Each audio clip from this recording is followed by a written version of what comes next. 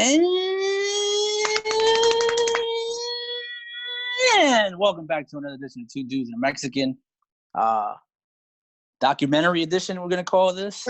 I'm your host. Some dude named Victor Salazar. Somewhere in the universe of Zoom is my co-host, some dude named Peter Soprano. What up? Out there in the world, too, is my co-host and resident Mexican, Dave Quinones. Órale, gente. My man. So let's just jump right into it. We've had 4 episodes of The Last Dance, the Michael Jordan and the 1998 Bulls documentary. To start it off, I guess if we do episodes 1 and 2, the one thing that stuck out to me was the treatment of Scottie Pippen. So I'm going to let Pete start this off because since Scottie Pippen's his favorite player and since he's a Bulls fan, I know you're a Bulls fan too, Dave, but Pete really loves Scottie Pippen. So I want to hear his thoughts on how he was treated and how Pete took that when he was, rooting for the Bulls, wearing his number 33 jersey. Well, at the time, I did say something. I was like, "Dang, he's really underpaid. He's making like $2 million when top players are making $10 million, and obviously Jordan was making $30 million, deservedly so, whatever." But I was like, he's really not making any money. But I mean, in the NBA, the contracts are locked up, so he really didn't have a choice. It's not like he got opt out of the deal because they didn't have opt outs. They didn't really give them to anybody then, and the NBA deals aren't broken, so it's not like in the NFL you can renegotiate your deal and get a new deal. You can't do that in the NBA because of the CBA and everything like that. So he decided to sign that 8-year, 7-year deal, and he was kind of locked in. There was nothing he could really do. The part that I was upset about is that they never decided to not reward them, but give them something to actually continue on for the rest of keep this thing going. Like, imagine nowadays if you had a team that was winning all the time, and then all of a sudden you're going to break up that championship team in the middle of their prime. Like, I don't get it. Like, I don't know what your thoughts were on it, Vic. Listen, I'm a Knicks fan, so I hate the Bulls, but I respect them. I respected everything about them. I respected Jordan. I respected Pippen, Horace Grant, everyone. Bill Cartwright, John Paxson, Steve Kerr. Like, that whole dynasty was something that we're never going to see again. You're not going to see a team win 6 championships in 8 years. You're just not. And for Jerry Krause to try to be bigger than what the team was, to break that up. And I hated him. I hated him. It's just moronic. Like, I give him the credit to building a squad. Yes. But to try to break up, like, what are you going to break it up for? Who are you waiting for in the 98 draft? Like, what do you think you're going to get? I didn't get that at all. You got the best player to ever live. You got a top 25 player to ever live. You got probably the best rebounder in the history of the game. Yeah. At 6'8". You got sharpshooters. You got sharpshooters and Steve Kerr, Jed Bushler. John Paxson, Craig Hodges. Like, what are you doing? You want to You want to create another dynasty, and look what happens. We'll have the Bulls been since. You had a stretch with Derrick Rose. But that's it. Yeah. That's it. The thing that I just can't blows my mind is that it's been 22 years since then, and the Bulls have 5 playoff wins, and they won 5 championships up to that point, and he wanted to break them up. Like, I don't get how you do that. And like you said, I give him complete credit. He made the trade to get Scottie Pippen on draft night. He found a way to get Horace Grant. He found a way to bring in all these players. These were his guys. Like, the only one on the team that he didn't bring in was Jordan. So it's surprising that he's fucking with the people on his team that he brought in. I don't get it. So, I mean, like I said, teams would dream to have a team like this, and he's giving it away, wanting to start over. And at the end of the day, Scottie Pippen deserved to get paid.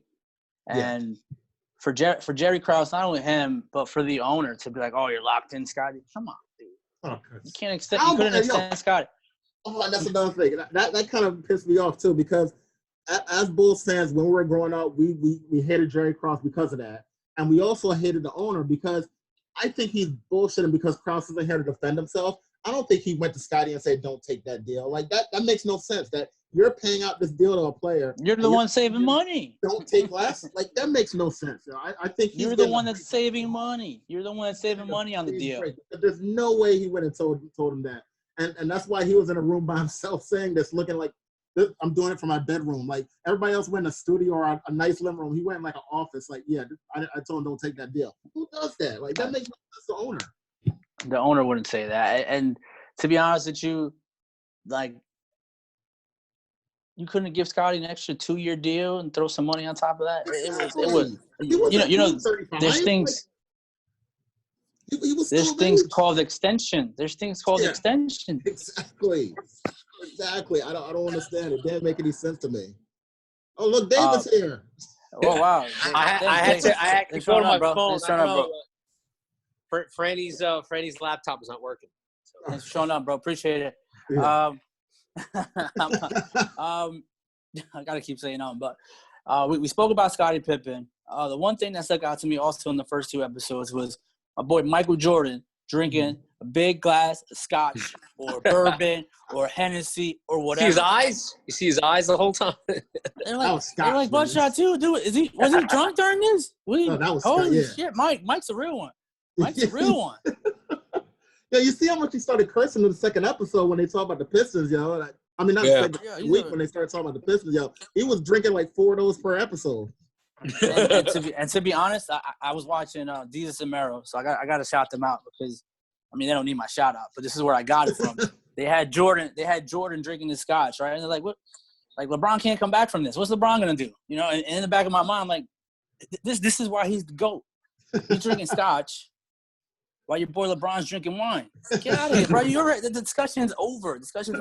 Stogie. He had a stogie. That was cool. And a stogie while LeBron's at a barbershop drinking wine at a barbershop. He's going to Dennis Rodman place in Vegas with Carmen Electra. Like, do we see LeBron going with Tristan Thompson house with Chloe or one of them? J.R. Smith. Is he pulling J.R. Smith out of the strip club? Probably not. Exactly. Probably not. But yeah, the first 2 episodes I thought were really good. I like the focus that they had on giving the backstory to Scottie Pippen, where he was from. In terms of like, the only thing that I don't like about this documentary so far is like they're going back and forth too much. I think for someone that doesn't really know the Bulls or know that this era of basketball, it might be confusing. Confusing them. I mean, it's not confusing me because I know this. But if you don't know the Bulls, like if you're a guy that if you're a young fan that lives off LeBron, Steph Curry, Kevin Durant, you're like, why are they going back and forth? It is a little confusing. Yeah. So it's like it's not about – it's supposed to be about the 1998 team, but you're going back and forth. You're talking about Doug Collins, who I like. You're talking about the Bulls' first coach and how we got to Phil. I get you need the backstory, but it's kind of a little confusing. Dave, did Scottie Pippen get screwed? Yeah, he did, man. I mean, listen, it sucked because, you know, being a young fan, I don't really remember that part of, what happened to Scotty, you know what I'm saying, back in the day. And I am a big Bulls fan. So, and to be honest with you, like, obviously Jordan is Jordan. He's a basketball god. He's, you know what I'm saying? He's just, everybody wanted to be like Mike, right? Back in the day, I want to be like Mike. But, Scotty, just to let you guys know, first jersey, baby.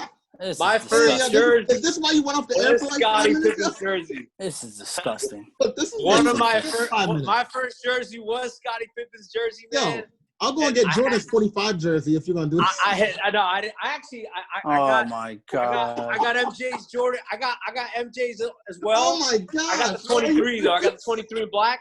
So I had to bring this out and show it to y'all. So just so you know, I am true Bulls fan. But this is disgusting. Scotty's jersey. I know Hobbs cursing up a storm right now. So, but this and Hector's Fish right now. Hobbs is gonna check into this and break it all. That was disgusting. That was disgusting. Scotty, man.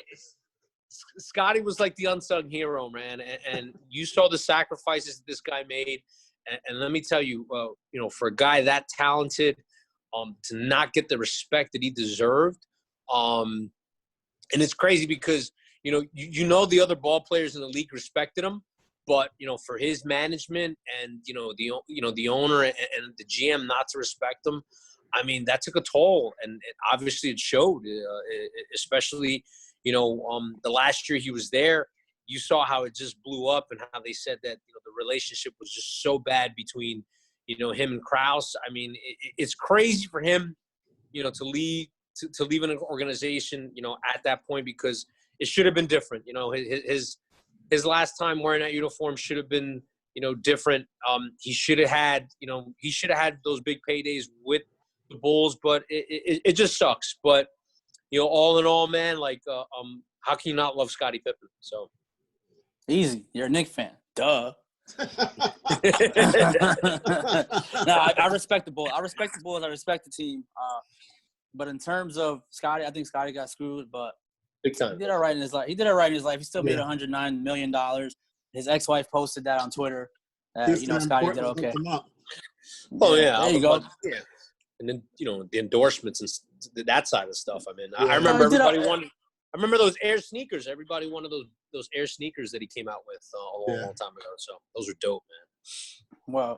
Well, don't ever just come on the show and just put Bulls jerseys up here like that. That's disgusting. That's terrible. Bro. No, that's terrible.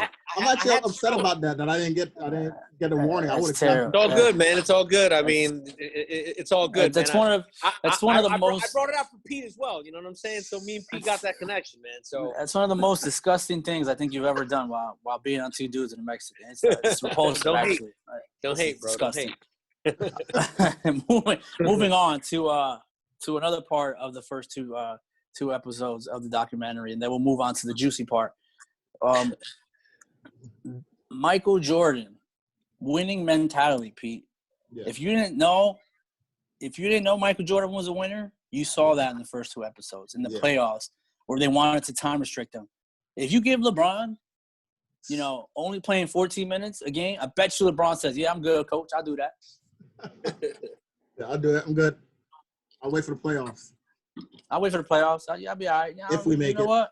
If we make it, we make it. I got 3 rings already. Last year with the Lakers, pretty much. He was playing. He was healthy at the end of the year. Last 20 games, we're not making playoffs. I got an injury now.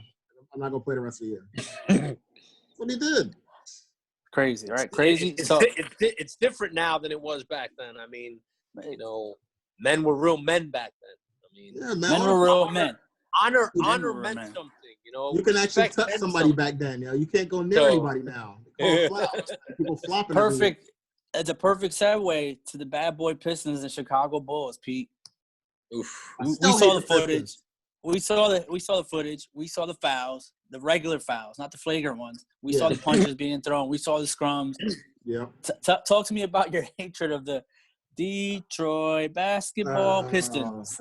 Listen, that's the one thing that me and Scott Hill, shout out to him, that we always fight on all the time. We will take shots at each other all the time, with him being a Pistons fan and me being a Bulls fan. He'll take shots at Scotty, I'll take shots at Zeke and Lane Beer. Even though Zeke I don't mind, but Lane Beer, I hate that guy. I'll punch him in the face if I can. I don't care if he's 7'3". I don't care. I'll punch him in the face right now. I hate the Pistons of that day because they played so dirty. And I understand it because this is what they had to do. But I hated them so much because they would just not even play basketball. They would just play bully ball. And they called it that during the episodes 3 and 4. They pretty much played bully ball and tried to dissuade him from coming to center.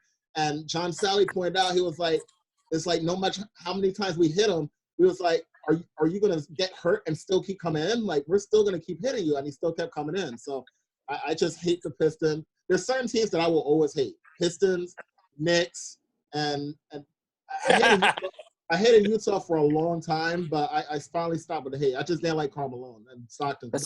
Listen, Knicks haven't been good. Knicks haven't been good since 2001, and you still taking time to slander them. With the Bulls, though. There's no rivalry. The Knicks don't have a rivalry with anyone. The Knicks have a rivalry with there used to be a big rivalry, man. The Knicks right now have a rivalry with their owner. That's it. That's the only rivalry they have. Yo, tell the truth. Because I know Javi wanted to go the opposite way with him. When he had the coronavirus, what was your first thought? Oh, Jesus. Yes. I'm just kidding. Shout out to James Dolan. James Dolan's going to go after us. Thanks, man. Yeah. Man, my guy James Dolan, I was playing the guitar. Come at us, James Dolan. No, don't come at me. I want to watch the. I want to watch the Knicks. I want to watch the Rangers. I'm glad you recovered. You can't take it off your TV. What? He ain't gonna take it off Yeah, the he TV. can. He may, Well, he he may can. take it out of the stadium, but he ain't gonna take it off the TV. He may just tell like Xfinity, DirecTV, Comcast that you can't have MSG anymore, and then you can't watch anything. Nah, he's making too much money off of that. That's fucking with his money. Listen. Shout out to James Dolan. Moving along, Dave. Real quick, when Isaiah, Bill Laimbeer left the arena when they won the title, when the Bulls finally beat them, were you upset at that?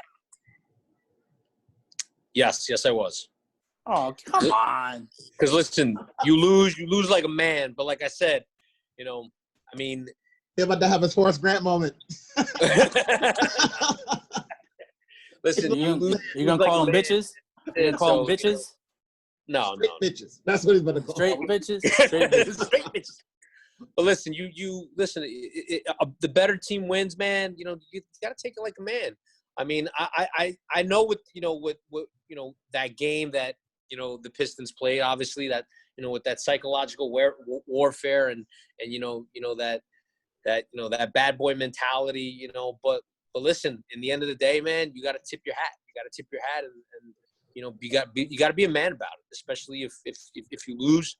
To MJ, to Scottie Pippen, to the Chicago Bulls, you got to pay your respect, man. That's fucked up. I want to say the weirdest thing about that, though, is that, and John Sally talked about it right after the episode. He was on SportsCenter, and he said, I actually asked to come back in the game during the last 5 minutes because I didn't want to walk off. They knew they were going to walk off. They had planned to walk off like the last couple minutes of the game. They planned it. That's crazy. And John Sally actually said, I didn't want to be part of it, so I asked to come into the game. Wow. Yeah. Listen, I didn't mind it.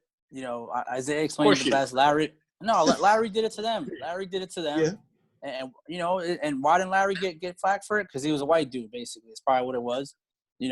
And Isaiah said he actually went to Kevin McHale and said, "Motherfucker, you gonna shake my hand?" I think Jordan should have, tackled Isaiah as he did his little duck down. He did his little But they duck were in down. Detroit. He couldn't do that. Listen, two wrongs don't make it right, man. Two wrongs don't make it right. Listen. You know what? You know who said two?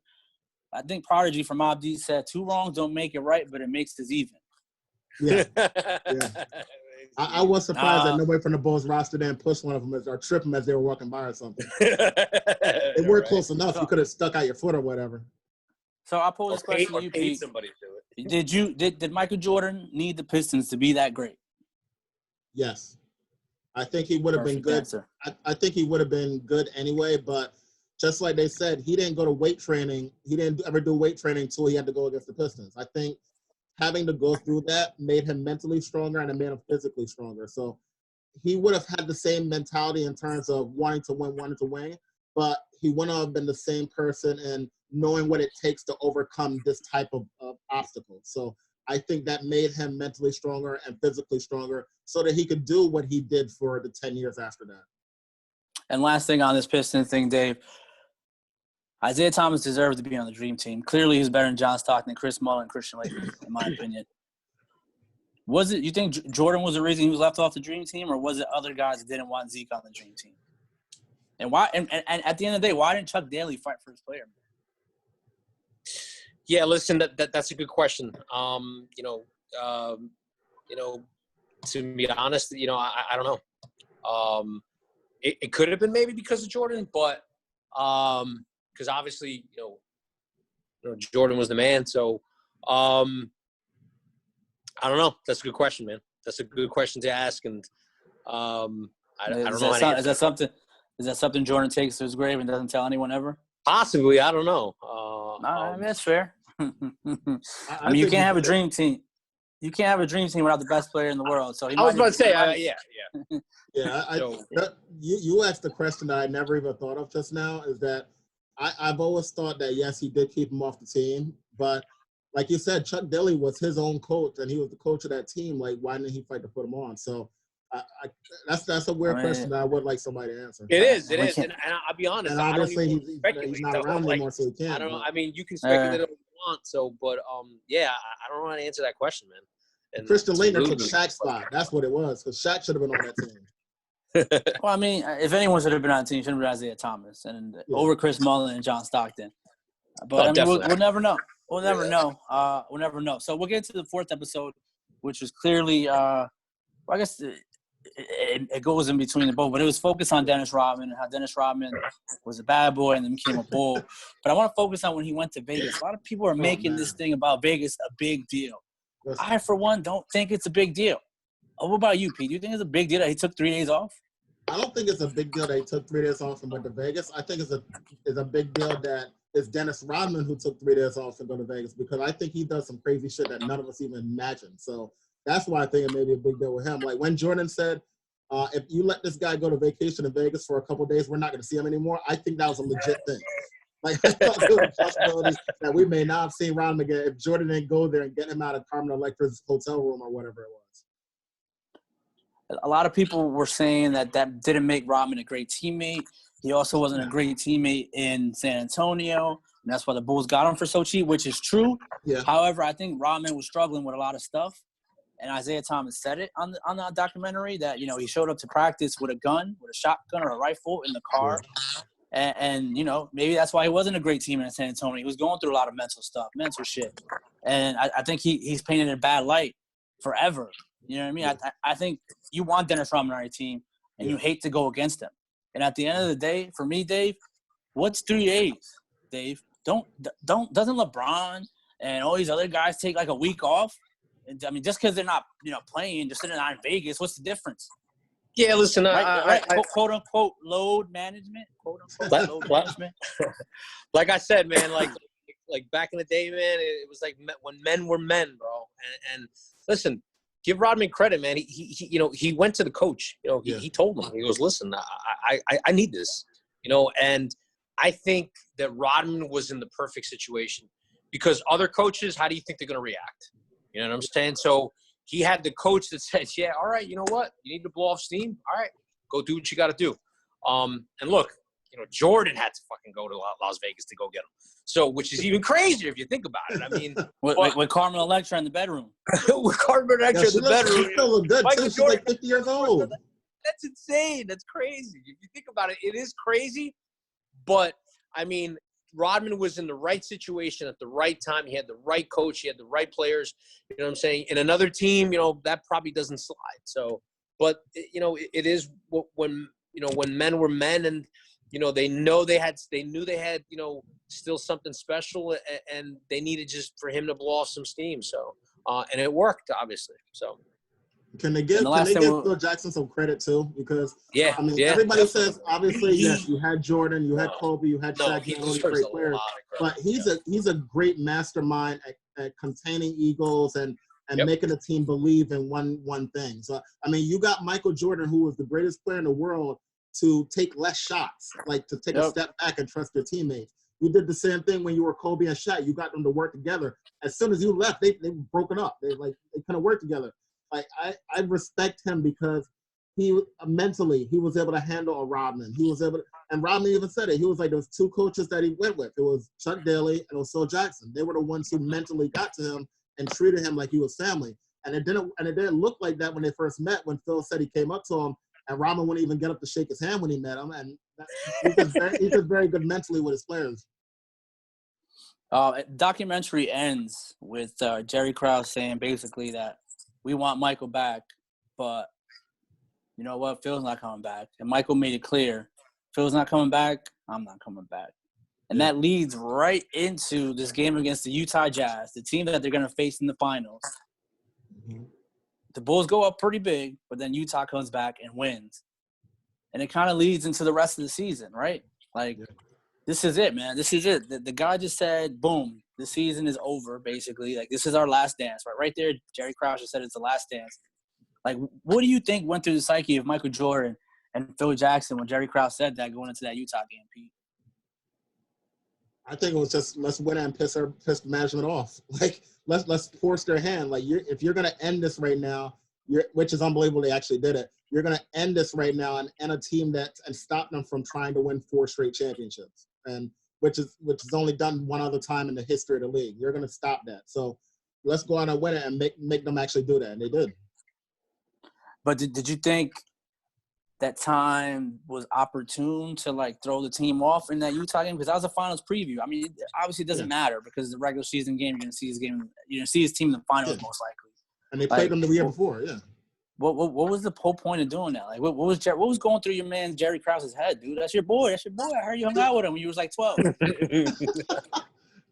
Boy, I hate that guy, but I have no idea what was in his head. Like he thought so weird. Like he thought he was bigger than the team. Like he felt he controlled whether they were going to win a championship or not. And obviously he got in the pieces to win a championship, but his head just got too big, and he thought he was bigger than the team. And Dave, last point before we end this documentary edition. Michael Jordan, could he have won a championship with another team, with another coach, the next year? I think so. I think so, just because, listen, Michael Jordan was the greatest, man. I mean, I know you can make a lot of arguments for everybody, but I mean, his winning mentality, I mean, the way he conducted himself, the way he made teams better. I mean, that's why he's Michael Jordan. That's why he did, what he did. I definitely think so. I think this could have kept going. But MJ was loyal too, you got to remember that. So, I think no matter what, MJ would have been great.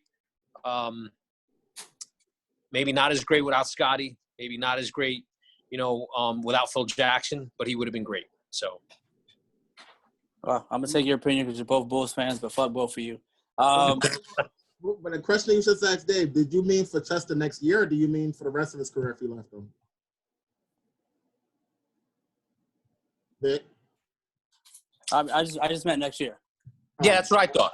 That's what I thought you meant. That would have been tough because you're learning your new teammates. You kind of want to come in. You're going to be the top scorer on the team. I think it would have been weird to win it the first year. I don't think he would have did it.